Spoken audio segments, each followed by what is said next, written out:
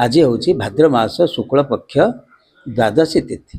आज पवित्र तिथि रे माता अदिति गर्भर भगवान वामन देव जन्मग्रहण करथिले एवं से बलिराजा पाखक भिक्षा करने को जाई ताकठारु तीन पुरकू दुई पादरे अधिग्रहण करी ताको नाभिरु गोटे पादटे बाहर करी बलिराजा को सही पादरे पाताल को चापी देथिले।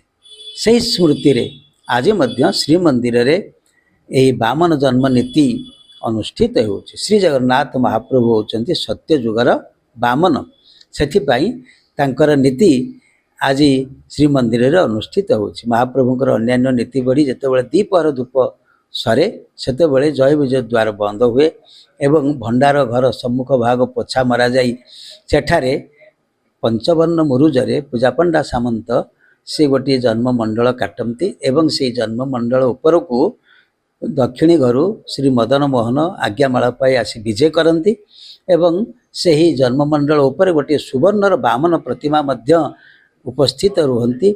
सेठारे मंत्रोच्चारण पूर्वक पूजापंडा सामंत वामन जन्म विधि को पारंपरिक नीति अनुसार संपन्न करिथांती एवं महाप्रभुंकर यही नीति पढ़िला परे क्षीर लहुणी इत्यादि भोग मध्य महाप्रभु को करा जायଥାଏ।